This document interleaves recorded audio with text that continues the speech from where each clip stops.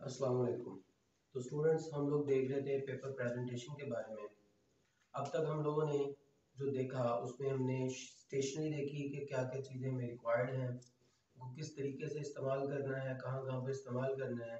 उसके बाद हमने पेपर की अटेम्प्टिंग स्टार्ट की। उसके अंदर हम लोगों ने शॉर्ट क्वेश्चंस का जिक्र किया कि शॉर्ट क्वेश्चंस किस किस टाइप के आते हैं और उनको किस तरीके से जो है वो हम अटेम्प्ट कर सकते हैं।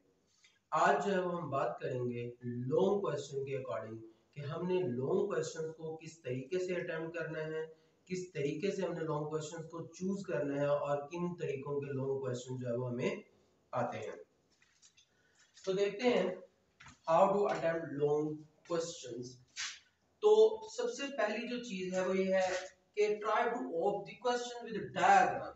हमें वो क्वेश्चन को ऑप्ट करना चाहिए जिनके साथ डायग्राम जो है वो आती है। दूसरी जो चीज है, इसके अंदर हमने लॉन्ग क्वेश्चंस के अंदर पैराग्राफ्स को इतना लॉन्ग नहीं करना कि वो बहुत लेंथी जो है वो पैराग्राफ्स बन जाए, जैसे avoid using the form of long paragraphs. उसके बाद उसके अंदर हमने सब हेडिंग्स बनानी है और उसके बाद जो है वो हमने उनके अंदर कीवर्ड्स का इस्तेमाल करना है।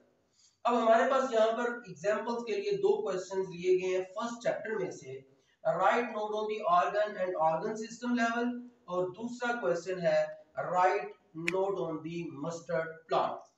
तो इन दोनों में से हमने क्वेश्चन को चूज करना है, उस क्वेश्चन को चूज करना है जो हमारे लिए ज्यादा बेनिफिशियल है, जो हमें ज्यादा मार्क्स दिलवा सकता है, जो अच्छी प्रेजेंटेशन दे सकता है। हमने देखना है कि उस क्वेश्चन को अटेम्प्ट करें जिसके साथ हम डायग्राम भी बना सकते हो। जैसे कि ये दो सवाल हम देख सकते हैं। ऑर्गन और ऑर्गन सिस्टम लेवल के अंदर हमारे पास कोई डायग्राम नहीं है, इसके अंदर मैक्सिमम हेडिंग्स नहीं बना सकते, इसकी प्रेजेंटेशन हम बहुत आला नहीं दे सकते। क्योंकि दूसरी तरफ हमारे पास जब ये सवाल आया है मस्टर्ड प्लांट का, तो हम इसके अंदर डायग्राम भी बना सकते हैं और एक अच्छी प्रेजेंटेशन भी दे सकते हैं।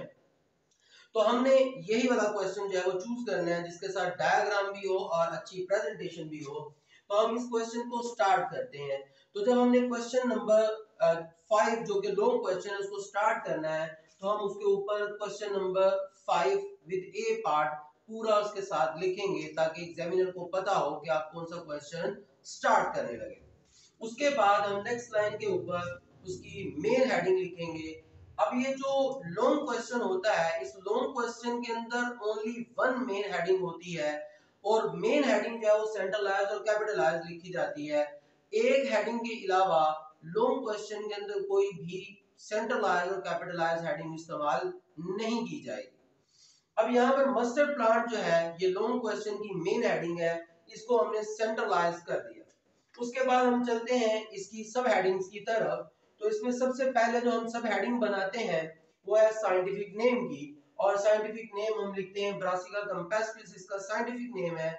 और तीसरे चैप्टर में से हमने लॉन्ग साइंटिफिक नेम के रूल्स पढ़े हैं, उसके अकॉर्डिंग हमने पढ़ा हुआ है कि साइंटिफिक नेम तब तक साइंटिफिक नेम नहीं होता जब तक आप उसको हैंड रिटन फॉर्म में अंडरलाइन नहीं करें। तो यहाँ पर आप इसको प्रॉपरली अंडरलाइन करेंगे। उसके बाद आप इसकी सब हेडिंग बनाएंगे सोन इनके, इसको कब जो है वो ग्रो किया जाता है, कब बोया जाता है। तो फिर उसके बाद आप लिखेंगे it is sown in the winter and produce seed at the end of the winter.